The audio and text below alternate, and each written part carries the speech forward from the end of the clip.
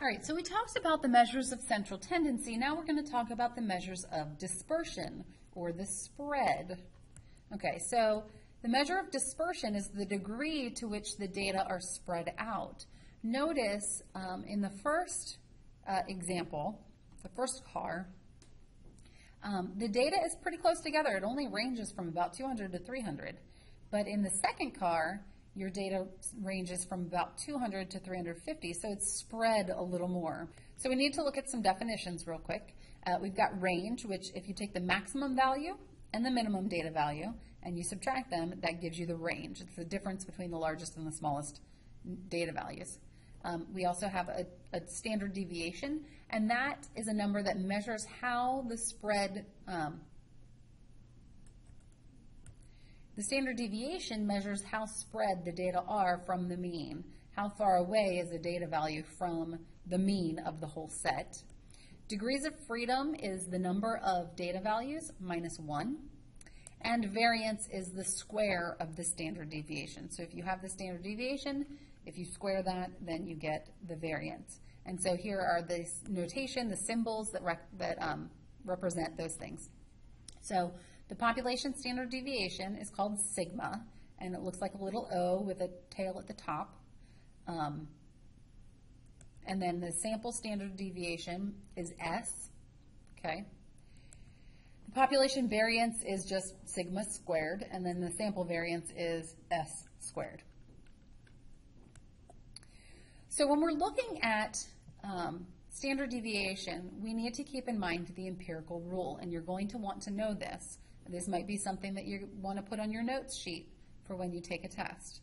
But this can only be used if you have a bell-shaped curve. Okay, if you have any other kind of shape of distribution, if it's skewed at all, then you cannot use this. Okay, so if you take a look at this, this diagram, notice that the population mean is right smack in the middle. It's that highest point of the curve.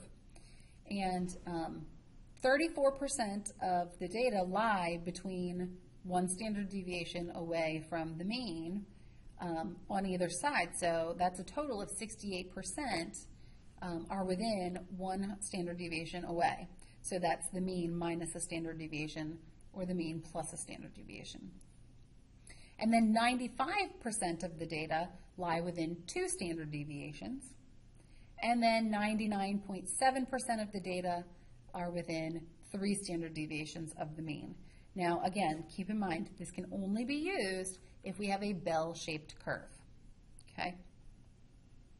And we'll apply this when we look at some problems in class. Now, there's also another way of looking at standard deviation and the distribution. This is called Chebyshev's inequality. And basically, this can be used regardless of whatever shape the distribution is. Now, if you have a normal bell-shaped curve, you're going to want to use the empirical rule because Chebyshev's inequality isn't quite as accurate. But basically, we have this expression, 1 minus 1 over k squared, where k is how many standard deviations away from the mean the data is. And then you just multiply that fraction or decimal, however you do it, by 100% to get the percent of data that are between those standard deviations. And remember that it has to be, this number of standard deviations has to be greater than 1. So again, we're going to talk about this in class. We'll apply it in class. But this is another thing that you might just want to have on your notes sheet for when we take a test. All right, so let's take a look at a practice problem. We've got all this data here, okay? And we want to find the mean, the range, the sample standard deviation, and the sample variance of the data. We also want to know between what two values is 95% of the data. And then we want to use Chebyshev's inequality to find what the minimum and maximum values between 4 standard deviations of the mean are. And we also want to find what percent of the values are in this range. All right, so we're going to use StatCrunch, okay, and we'll talk about this in class. We'll show how to use this in class. But we use StatCrunch to find the mean, the range, the standard deviation, and the variance, okay?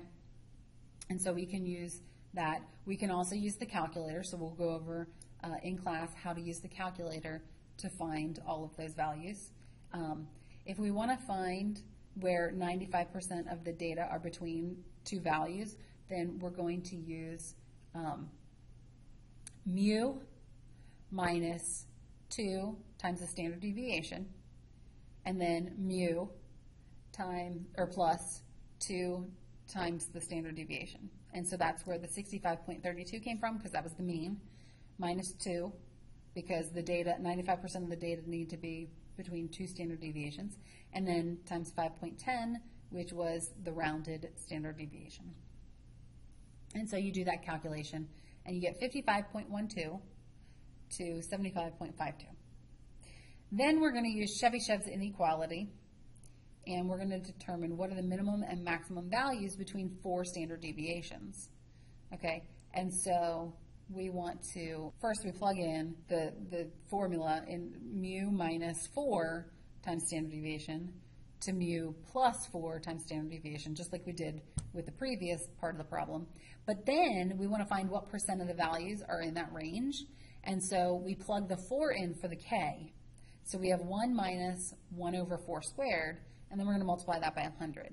So 4 squared is 16. So 1 minus 1/16 gives us 15/16.